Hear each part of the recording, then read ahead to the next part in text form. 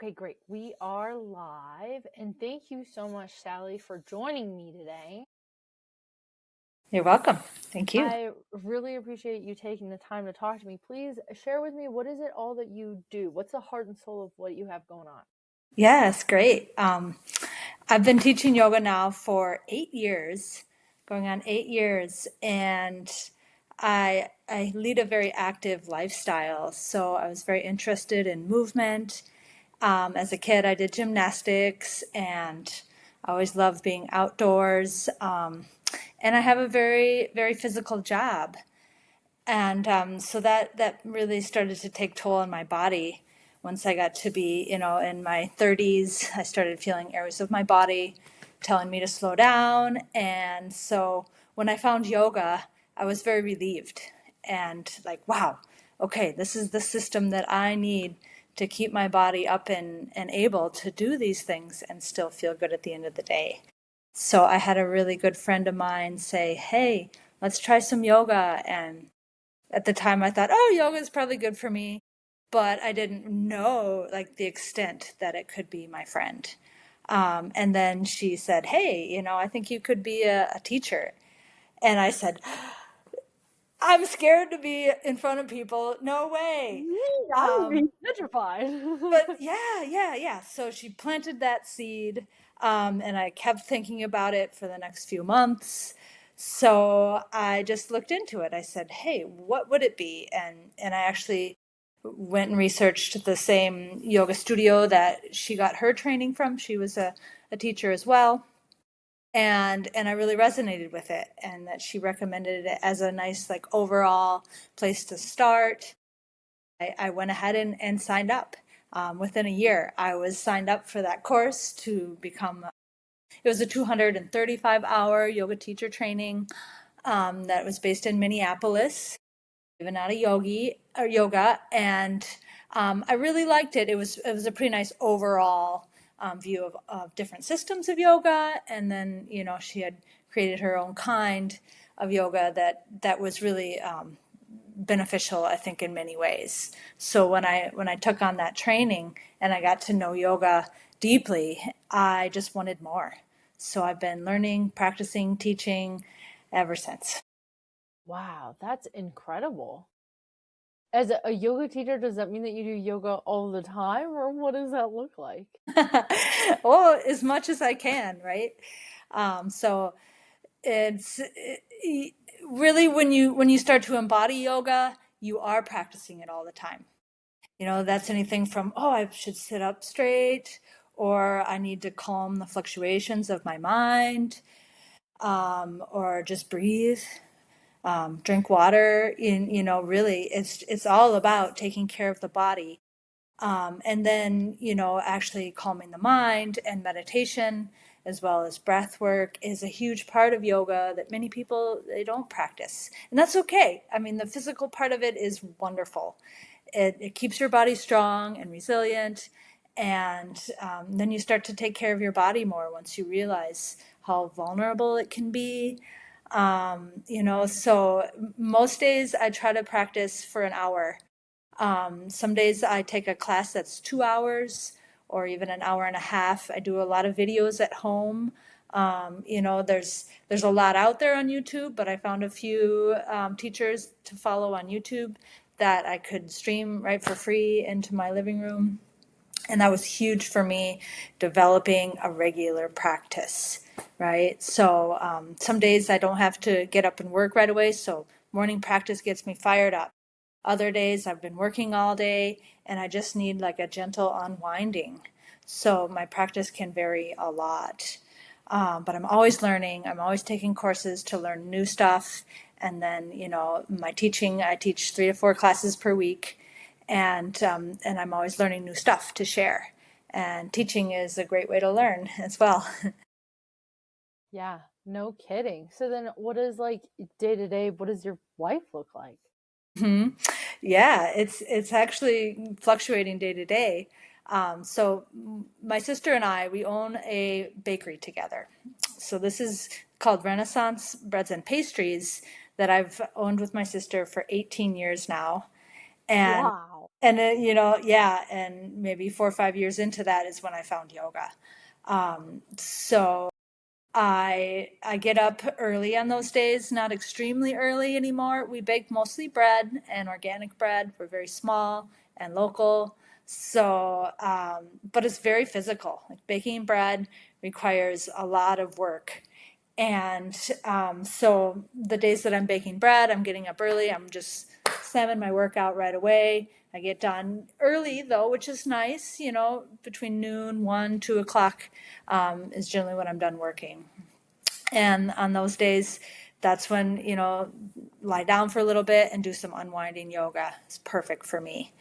And then I have days like I said, when I take a yoga class in the morning, that's a really nice way to get up and just kind of have an easeful morning and then go to a class. I like to study Iyengar style of yoga. Okay. So Iyengar, BKS Iyengar, he brought yoga to the United States, and as well as many other teachers. But a wonderful style of yoga that I'm not certified to teach, but I love to practice it.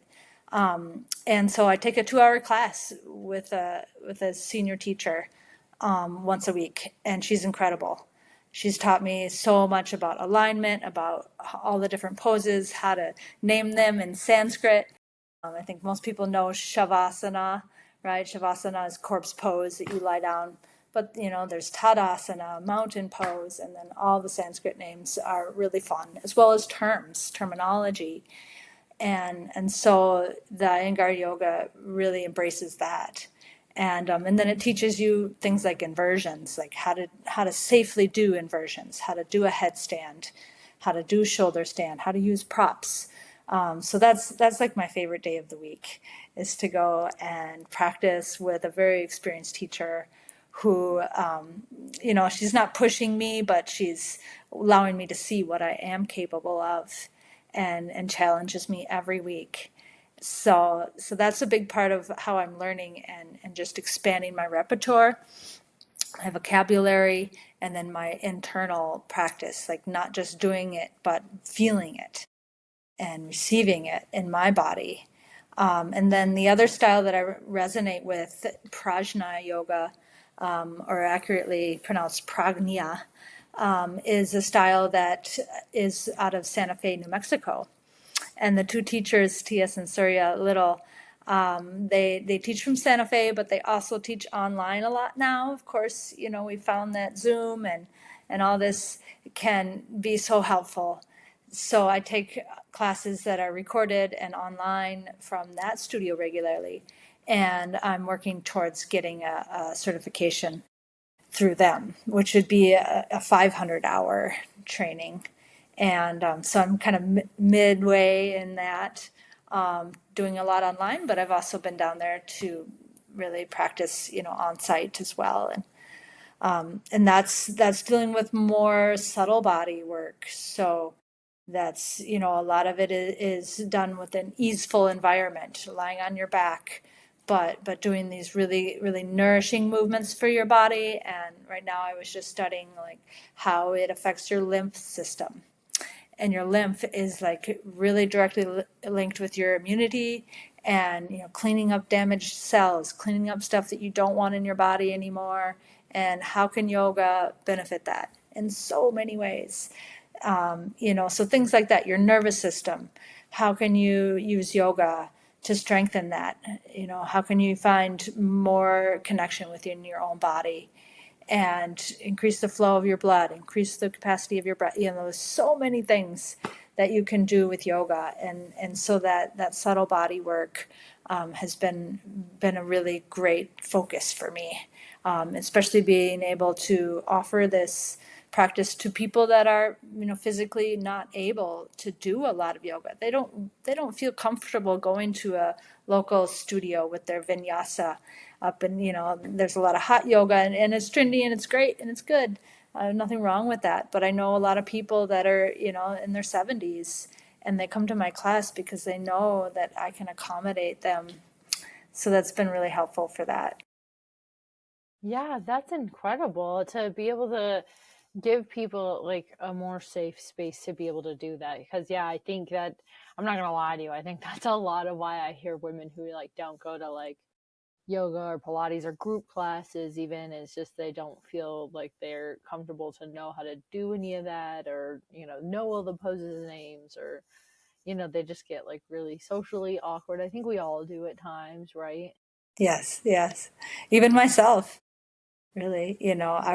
I was feeling uncomfortable going to some of the more challenging classes because I thought, oh, am I going to be prepared for this? Yeah. Um, but now knowing that, you can always ask teacher questions. They love questions. That, being unexperienced, actually, beginner's mind is an asset to yoga. To not think that you know everything is actually a really fun way to go into a class and say, hey, teach me, share with me what's going on, and especially to have a teacher that watches you, and you gotta open up a little bit and be ready for them to say, hey, you need to move your hip in here, or you need to power up and lift your spine up and straighten your leg all the way, and you're like, God, am I really, is it that apparent? But then it's things that you're not aware of, so now you're aware of your body, and how to move it responsibly, how to support these poses that you're doing, and then reflecting on that, not just hanging out waiting for it to end, but to say, okay, what muscles am I using? How am I feeling in this pose? How am I feeling when I get out of this pose? So that really helps me. I never get bored with my practice. Yeah, I love how earlier you said that it's like a whole practice or embodiment. It's not just like the stretching in the class, and it's everything that you're doing all day that you can be mindful and really fully focused and aware, like body aware. Definitely. Yeah, and more comfortable in my body, I guess you could say. And that really transfers to my mental state. Hmm. Like I was uncomfortable in a lot of like situations, especially if I'm the focus. And now I'm more easeful. How can I just be real and compassionate about what I love, and but not intimidated by being who I am. So, and I've been hoping to get more into meditation, and sitting still is very hard for me, as I know a lot of people. A lot of people. So that's like the biggest challenge for me right now is how do I sit still and, um, clear my mind and not have it go run off.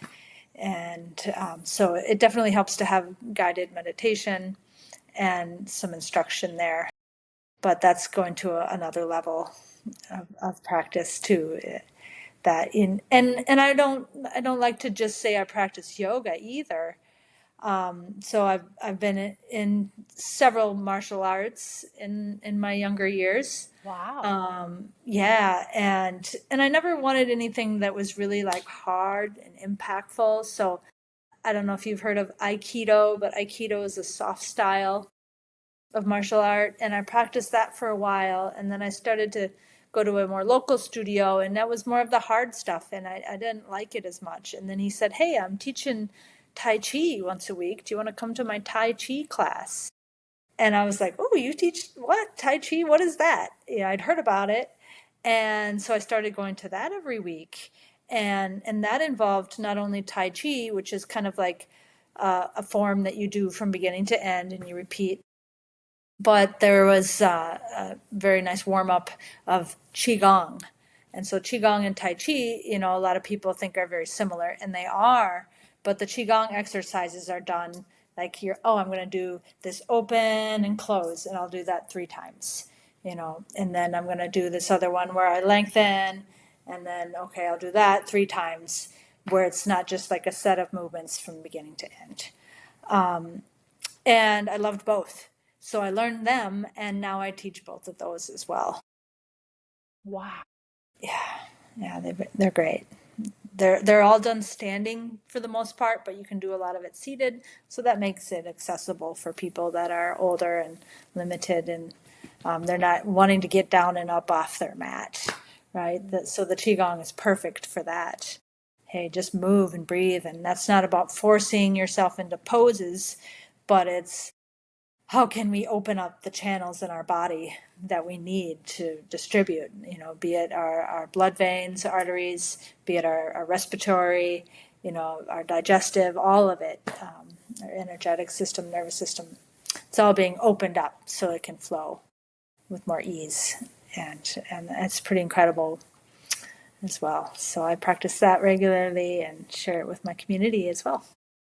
That's incredible. And so do you do everything like inside of like a little studio? I feel like on Instagram, maybe I'm wrong, but I feel like I see a lot of people doing it like outside or like in really like strange places. And I'm like, you guys just gather in a park? This is so cool.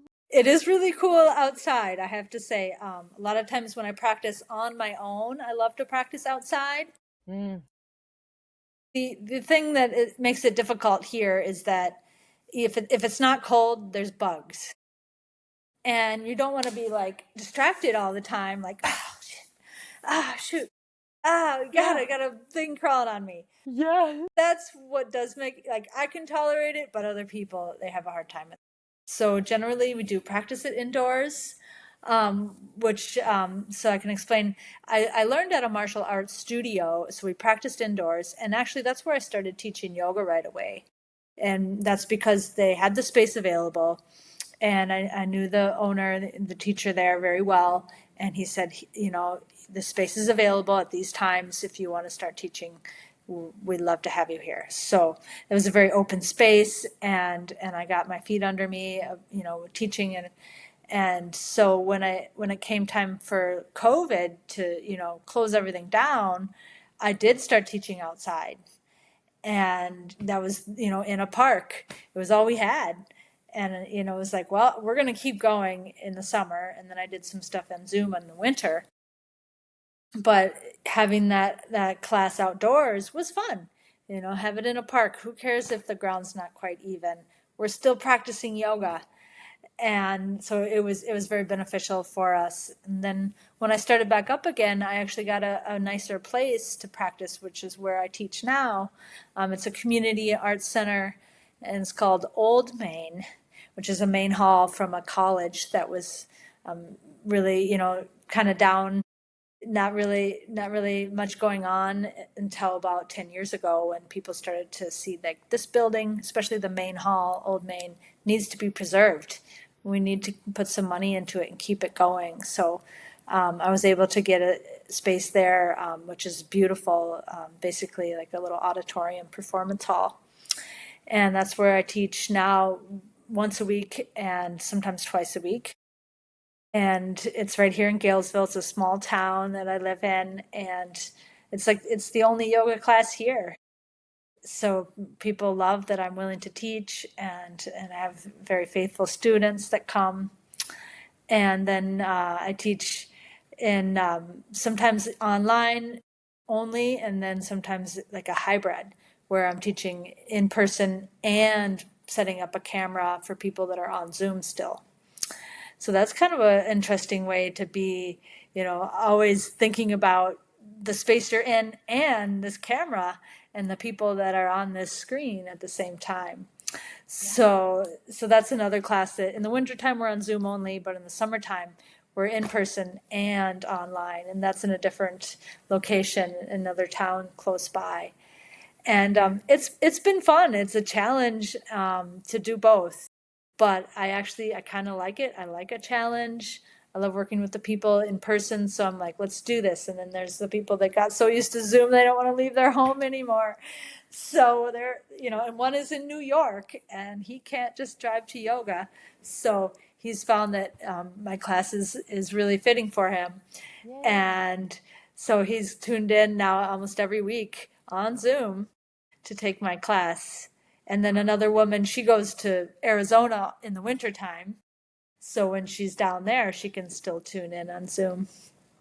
So Wow. that's another style of class that I do, is on Zoom, or we call it the hybrid, in person and online at the same time.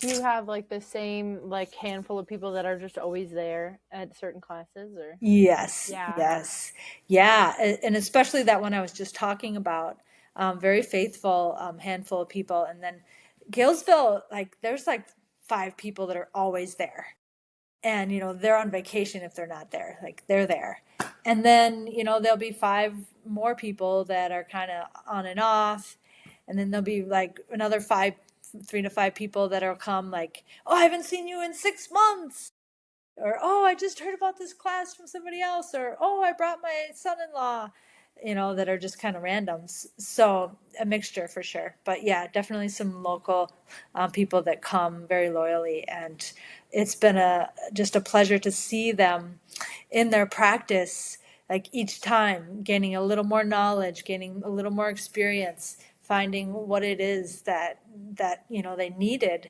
and sharing with me, and then seeing them grow with that is it's very much fulfilling, and many reasons why I do it, but that's one huge reason why I do it. It's for That's that. incredible. Yeah, just the journey to, I would say, like nonverbal growth Yeah. of watching your clients just change before your eyes. Hmm. Totally. Yeah. That's Yeah. incredible. And then I've got one more student right now, just one that I do private visits. Oh, okay. And she's been an incredible inspiration for me to want to do more in the yoga therapy. Because wow, like she can't leave her house. She cannot go to a local yoga studio. But I'm teaching her so much in her room, even on her bed, and then we get up and do some stuff. And she was having a really hard time because limited motion in one arm makes it really hard for her to get up and down, and especially if she falls down on the floor. She couldn't get up on her own, so I taught her how to get up with a chair, and now she can get up all by herself using a chair. And we've strengthened her muscles a lot, but I've also just awareness. What are you doing with this arm? What are you getting ready for? Okay, let's do this. Okay, what do we have to do? Let's press into this foot. Let's get ready, and now let's go. And she told me that she showed her physical therapist, and they were wow, they were impressed that she goes to this physical therapy regular every week, and they're like, oh my gosh, how did you learn that? That's awesome. So Yes. those kind of things are, yeah, they just fill me, very inspiring to see that happen with my assistants. I don't want to say it's all me, because it's teachers that have taught me, and that's running through me, of course. But yeah, very inspiring. Yeah, absolutely. I think a lot of people miss that your yoga in general is not just stretching. Yeah. Like it is so mindful movement. It's incredible. And if you like genuinely just take the time to really think about the mind muscle connection, and like you said, like why are you using this body part to go here or do this thing, and Hmm. how does that feel while you're doing it? Like I wish a lot more people, it, if anything, worked through that mindfulness connection of their body, and not necessarily like did yoga specifically, but um I think like sometimes so I'm a power lifter, and I think a lot of people like think like, oh, you don't need to do any stretching or any of that. They say like hippy dippy stuff or whatever, like you just get under the bar and then lift off, and it's Oh not gosh. and it and it's like, no, it's not necessarily like I need to make sure my arms are stretched and I'm ready to go. It's like the mind muscle connection is so important, and as you've witnessed with this woman, is like the dedication of like, this is what I'm doing, like I am going to stand up, or I am going to use it to do this. Like it's that when your mind is made up, how powerful it can be to accomplish things that most people would be like, you can't do that again. Mhm. Yeah. Yeah, and it really strengthens the neurological systems in your body, to that mind into your right foot, mind into your left hand. Okay, now we're going to move those two at the same time. And and then working things a lot, and I'll say, what do you feel? Oh, I feel tingles. Oh, I feel, it's like, yeah, that's your body opening up, your nerve endings responding in areas that you might just be sitting in a chair not thinking about for hours and hours and hours a day. And so feeling that area, moving that area, with that awareness, is really, really key to keeping your motor skills as well as your mental body, healthy. And even like imbalances, I think, are a huge one with people. They don't realize what they're doing over and over and over and over again. And when you do yoga, yeah, your body's not perfectly symmetrical, but there are things that you need to address when you're right-handed, when you're using the same part of your body over and over and over again with your work. And so how to bring that balance back with yoga, because you do everything to one side and then you do it to the other side. And if one side feels weak, well, you do it a little bit longer, you spend a little more time there, and you try to even that out. And it's a gradual process. You're not going to get it immediately, but it's a huge thing for me, because I was really overworking my right arm.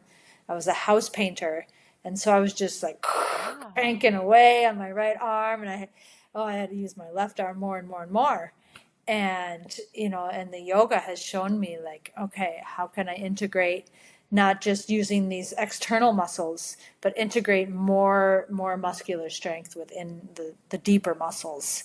And I think that really puts a new awareness of how to move responsibly, even powerlifting, like how to do that without injuring yourself, right? And how to do hard work without throwing out your back, and how to lift things without reaching way over and hurting your back, putting your center of gravity underneath it. And so that, sometimes you have to be aware of those muscles and train them to work, and gain that strength. So yoga is very much strengthening for me. It keeps your body toned and all of the muscles. If you practice a well-rounded practice, it keeps all of the muscles, and not just your external muscles, but your brain, your eyes, your ear, everything gets worked. And then your organ body as well. It's really good for digestion. So that part of it too, is a huge part for me. I think a lot of people, and I don't know if it's just because of the internet nowadays, but have like come to a lot of awareness about like gut health and just like how your body like functions and how the things you eat and your digestive system like really impact you functioning. Yes. Oh yeah. Yeah, that's a big part of it. And I feel it. Like if I travel for a few days and I'm Oh, with some family or whatever, and I just don't get time to do yoga, I feel this like heavy stagnation, and I'm like, ah, this is how most people feel. yeah. And then I'll do some yoga, and like especially inversions, they put your whole body upside down. So all those organs that are sinking down, now they're light and free to redistribute. And so that's a huge part of it. Yeah, yeah, definitely.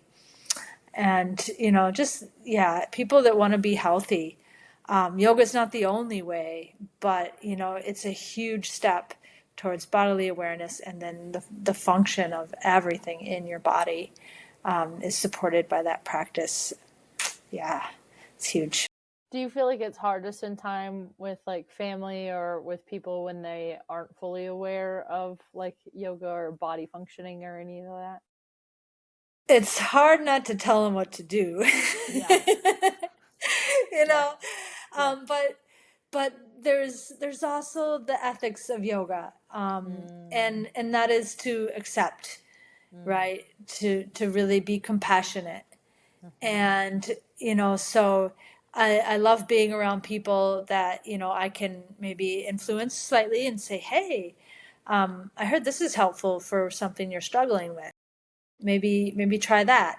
um and but I try not to be like, I don't know, I try not to be too much of a influence, like you have to do it my way, um because I want them to find it and want it on their own. I Oh, found that, yeah. when I try to tell people what to do, they push it away. And so I'm learning how to inspire by example, to just say, hey, I don't feel this pain anymore. After I've been doing yoga, it's slowly has gone away, and now I can transfer 50 pounds of flour in these bags that I have to carry in and out of the bakery, and my back doesn't hurt. And so just leading by example, I guess, is a big one. But I do, I have compassion, and really I feel bad for people. I'm like, oh, I wish you would let me help you. I wish you would come to my class and hear me out. Um, so, but it's compassion, acceptance. That's also a part of the practice of yoga. Yeah, so it's a big part of it.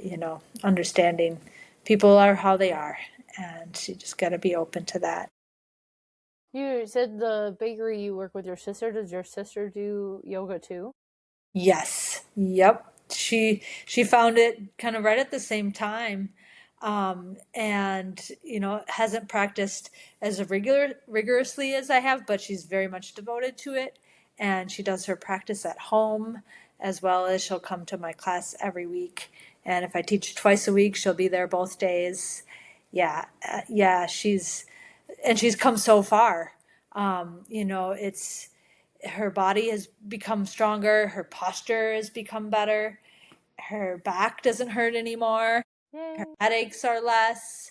Um, and then just her mental energy, I think she's not that she's overconfident, but she stands up for herself now. She's feeling, like she's doing something good for herself.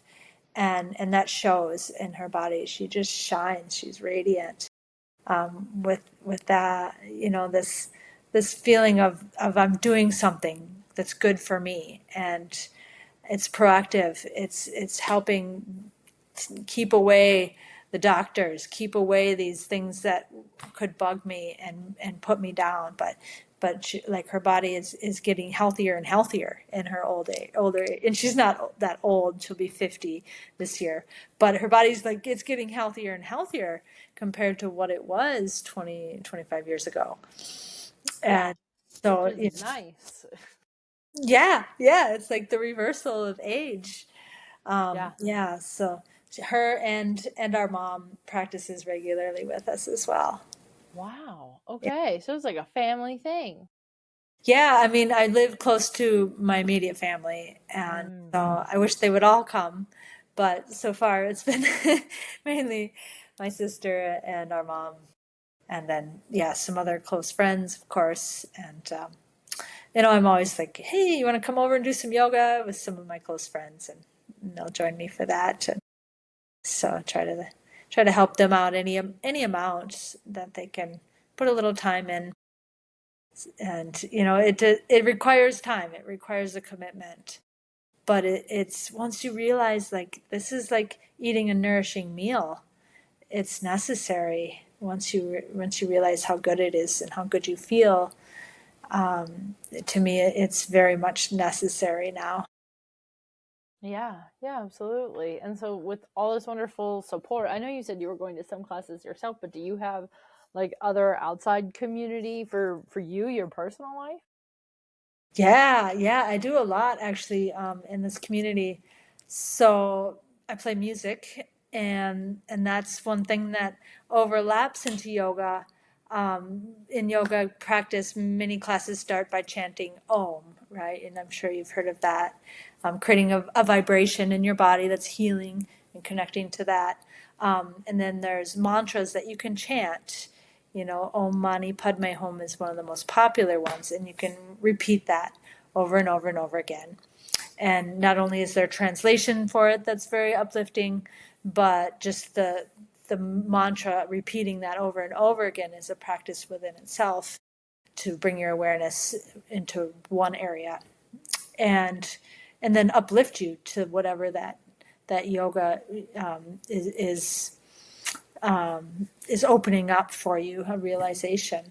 So I play music, I sing the mantras, and I've been playing music my whole life. I really enjoy that. And with our community, we have some people that play together, open jam, and my brothers also play, so I play a lot with that. And that also feeds into another community thing that I do, which is international folk dancing. Wow. And so I play in two groups that play Balkan style of music from Eastern Europe. So from Turkey and Greece and Bulgaria and all these different countries that we're playing the music that you can dance to. So I'm gonna get a drink of water. No, please. Yeah, help yourself. So this this folk dancing has been a huge part of my life since I was young, and I love to dance, and I went and did a lot of other things in my teenage years, but when I started dancing when I was quite young, and I picked it up again, in the last 10 years I've been trying to get back into that as much as possible. So this folk dance group we have in two different towns at least once a week, that we go to, and my mom and sister also love to do that. And my dad plays some of the music as well, so it's definitely a family involvement. But that's really inspiring, just a great community that gets together once a week to dance, to have fun, to share this activity together.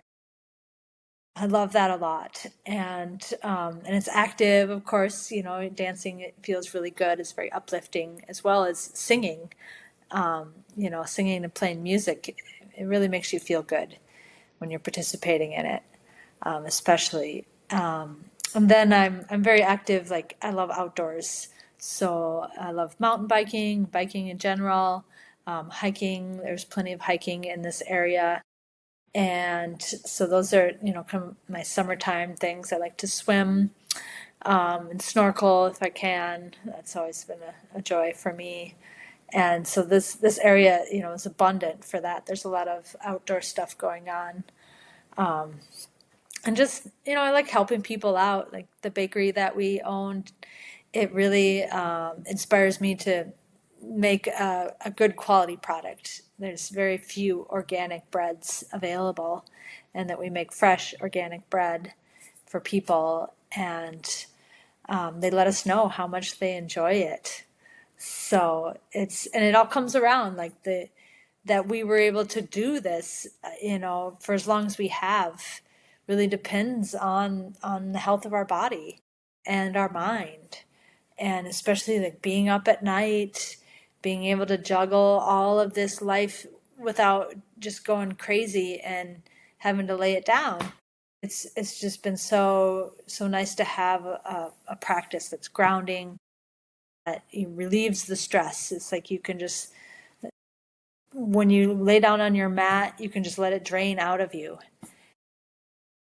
Let it go. Let any kind of, I don't know. There's always these assumptions that, oh, I should do this, oh, I should do that. And when you lie down on your mat, you're like, I'm doing enough. This is what I need to do right now for my body, for my spirit, and to really recognize who you are. That really comes out in the practice. So this community, it can be hard to get into it sometimes.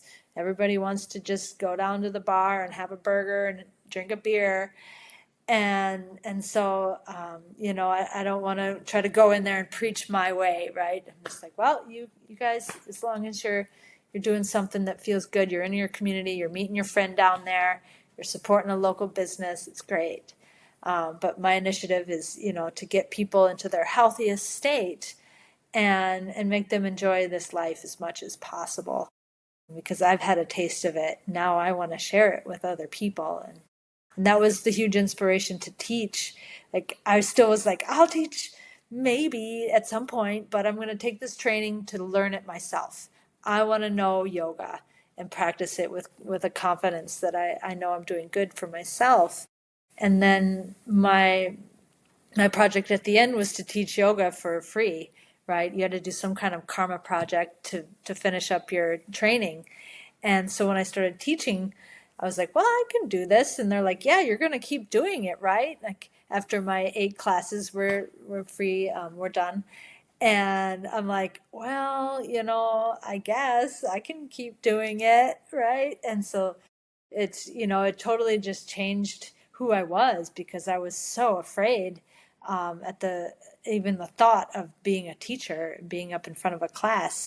And because I became so passionate about it, because it thoroughly changed my life, I wanted other people to experience that. So that's really my goal. That's incredible. What do you feel like would be like one piece of advice you'd give somebody starting out in the like way before being a teacher? hmm I would say start with a shorter practice. Okay. Don't feel like you have to go to an hour-long yoga class. Um, and I don't want to throw out too many plugs, but on YouTube, Yoga with Adrienne, if you've ever done yoga with her, you'll know she's phenomenal. She has a lot of 20-minute long videos Wow. that say, I don't have an hour. I don't have time to run to a yoga studio, let alone pay for that and have all the fancy clothes and mat. But just commit to 5 or 10 minutes to start, and then 20 minutes, you'll be like, oh, it's over already. I want to try a little more. Let's try a 20-minute long video. Have a teacher. Don't try to learn it from a book. It's not the same. You can do it. It's not unheard of. And in many cases that's all you had. But to learn it either directly from a teacher or off a video, to have somebody guide you really puts your focus in your practice, and not just like, okay, what's this pose I'm supposed to do, that and then that. All right, all right. All right, okay, here we go. Wait, what did that say? It's so interrupting. And then your mind starts to think about something, and pretty soon you're wandering off to some thoughts. So Yeah. start with a short practice, Yeah. and then, find a community, find a group that you look forward to seeing. You look forward to seeing your teacher. You look forward to seeing the other students there. Once you realize how good it feels, you'll come back. Yeah. So, Yeah. Where do you see yourself in the future, like 5 years down the line, still teaching yoga? yeah, definitely. And it's been inspiring for me to do more of the therapy side, like I said. So, the training that I'm taking from the Santa Fe studio is really based on yoga as a therapy, for anything in your body. It can help with anything. It can strengthen your body. It can strengthen the systems that are defending you, as well as recovery. So that's what I want to learn more about, and I've even considered actually being a yoga therapist. Like that's a certification that's even further. It's even more work and more hours, and but that's like a physical therapist. If I'm a yoga therapist, that treatment can be prescribed by your doctor. So that's where I see myself going, and you know, maybe it'll take me 5 years to finish this first training, but after that, I have no reason to stop learning. Like I want to keep learning, and as much as I like the bakery, I want to move forward and do more than that. Like this bakery has been great, but I want to teach more yoga, and I want to deliver it to more people. So that's really my inspiration, is to keep doing that and making it accessible, like I said. And that's another thing I was going to say for people starting off. Don't let, one little limitation keep you from going. So there's chair yoga that you can do, a lot of things that are just supported by sitting in a chair. Um, Maybe getting up once in a while. If you have an injury, talk to your teacher about it. Say, I have this shoulder problem. And if you have an experienced teacher, they'll say, okay, wait, I'm not going to let you do that pose. Or I'm not going to have you do that pose. I'm going to have you do something that's more supportive, so that you're not stressing this area of your body anymore. And and that's huge, like to know that you can do this even though you do have an injury. even though you do have, some limitations. And so, making that accessible, like I said, chair yoga, I'm not trained to teach it, but I've taught it before. And people are like, wow, I didn't even know you could do so much by sitting in a chair and getting up once in a while, maybe. But you can do, the Iyengar style. We use chairs all the time to get, a support, and we turn them upside down, we balance on them once. I mean, there's just so many ways to use a chair in your practice. So I want to make yoga accessible to more people, and so that's really my goal. And this, in the near future, but in the long future, it's just an incredible thing. Yeah, yeah. And I always try to think about like what is the legacy we're leaving behind, right? And so then to really be able to teach people mobility in a physical sense, right? That's what a legacy to leave behind. Yeah, yeah, absolutely. And that's the thing, like when you're in your head, you have limitations that you put on yourself, and you say, "Oh, I could never do that." And just like me, "Oh, I could never teach." And in my head, it was not going to happen. And yoga just totally blew that wall away and said, "Yes, you can teach, and you will love it." Right. And Yeah. so that's the limitations that we put on ourselves. And there's many ways to put those aside in life, but I find yoga to be very effective to that. There's definitely coaching, and there's therapists, and there's many ways to overcome those, but I feel like yoga kind of encompasses all of that in many ways. When you the other thing I recommend people is to go to different teachers. Yes. Don't just put all of your eggs in one basket, but go to learn a different style of yoga. Go to a different studio, go to a different class. And once Mm-hmm. you start to realize, like, oh, this is a totally new perspective, and they're giving me all these different ideas, and it really opens up the broadness of what yoga means, and that's, it's really uniting within yourself and realizing your full self. Like, it's like realizing yourself, who you are and what you're capable of doing, your full potentials. So yeah, it changes people's lives, and it radiates this peaceful, positive feeling. And that, I think that's what we need more than ever right now. We need people to feel at peace. We need to feel positive that we can do things in a peaceful way, and to radiate kindness, to radiate acceptance, but to also be empowered to know we can make these changes. Yeah. Yep, absolutely. And I think if that's anything I wish I could pass on to younger people more and more is just try all of the things. Like if you like you were saying, like if you've tried yoga or if you tried martial arts, like there's just so many different types of like then there's chai tea and there's in martial arts there's boxing or there's just so many different things, jujitsu, like there's like 50 shades of everything that you could possibly imagine, and the teachers are not all the same. Like we could all go to some kind of yoga class and they're not going to be the same. Like so definitely finding like what it is for you that's going to work with you and not giving up on like, oh, I did this one teacher one time in this dusty basement and now I hate it. And it's like, okay, well maybe just try something else. Yeah, definitely. Or, some teachers teach the same thing over and over again, Oh yeah. and that's all you really experience. Mm-hmm. But it can also lead to overuse,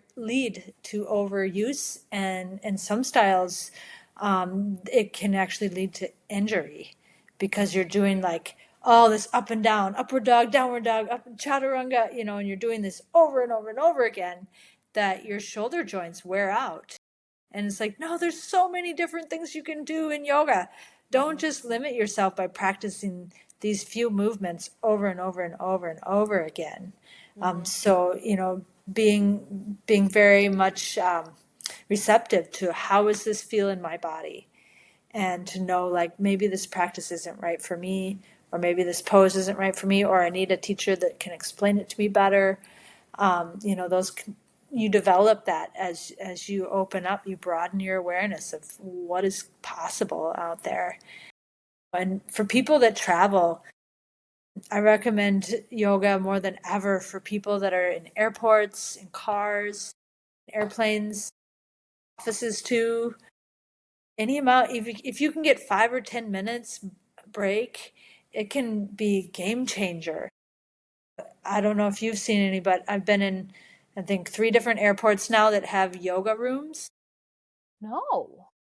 Chicago Airport was the first one I discovered. Chicago Airport has a literal yoga room. Wow. No, I didn't even know that was a thing. Yeah, I recommend it to everybody. Go find that space. Whatever Yes. time you have, do something. If it's just lie on your back, do it. So things like that, where, I see people get out of an airplane and sit down and look at their phone. And they're just like, they're in the same position they were just in for 3 hours. Yes. Yeah. Get up and move. Even if it's just like, oh, okay, I'm just gonna stretch out here, and maybe I'll massage my neck a little bit because that was stiff.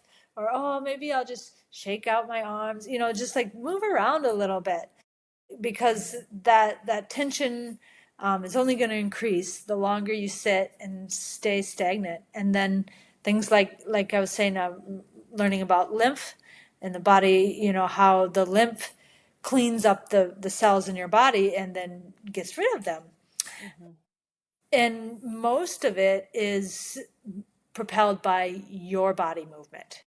It can even be your breath, like your diaphragm pumping. But if you sit around, it doesn't move very well.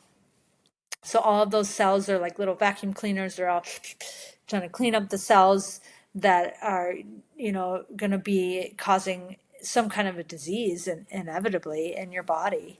And so all these lymph nodes, they come into your armpits a lot, and so like just brushing and massaging that area is so good for your immune system, and then your overall health eventually is going to benefit from that. So I really try to get into people like, don't just sit around and just do nothing. Like, especially if you've got a yoga room or even a chair that you can turn around and put your hands on the back of the chair and do a nice extension of your spine. There's so many things you can do. So that's what I've been doing more and more and I don't mind car rides that are long now. And I don't mind being on the plane because I'm like, okay, I'm going to get up and move around or do something that's beneficial to how I feel. Yeah. Yeah. And it helps me sleep a lot better too. I was just Oh, going to yeah. put that out there. Yeah. I think more people need to understand that the movement allows me to sleep better. If I'm stagnant, then obviously I'm not going to sleep great because I've been stagnant. Like, Yeah. yeah. Yeah. That's incredible. Well, I think all that you're doing is wonderful, and I before our podcast had no idea that you even owned a bakery or did all this other stuff too. So I'm like, wow, like you do all that on top of doing yoga. Like that is life goals. But I would never be able to own a bakery. I would eat all of it, and that's I would sell nothing. So I think it's really incredible what it sounds like you've created as a community. Where can my community or the online community like find you or support you? What can we do to help? Sure. Yeah. I don't have a website, but Facebook is kind of my go-to. So they can look up, Sally Reimer on Facebook and find, like, I post the classes that I teach there regularly. The Root River Yoga, so ROOT, Root River, it's based out in Minnesota, which is just across the river from here. And that's where I teach on Zoom. So there is a website for Root River Yoga, and I'm one of the teachers that provides one class a week there. So that's another place that you can find my yoga. And on YouTube, I've only put up several videos, but I'm working on putting up a few more videos. So I've got a couple on yoga and Tai Chi and Qigong that demonstrate the the techniques and the forms that I've learned as well. So again, just my full name, Sally Reimer, on YouTube as well as Facebook is the best way to find me. And then if you live near Galesville, come to my class. Galesville, Wisconsin is just north of La Crosse, Wisconsin, which is one of the bigger towns nearby, a university town. And but we're right on the western side of the state, and it's a pretty nice place. So So beautiful. yeah, yeah, come find me. Yes. Perfect. Great. Well, I will have to see if sharing all of those details too in the show notes. I'll have to find your YouTube channel. This is so exciting. I've learned so much this hour. Yeah, great. Thank you. Perfect. Well, thank you so much for your time. And if anything, I hope you have a good rest of your day. Yes, thank you so much. Thanks for having me. Absolutely. Thanks. Bye. Bye.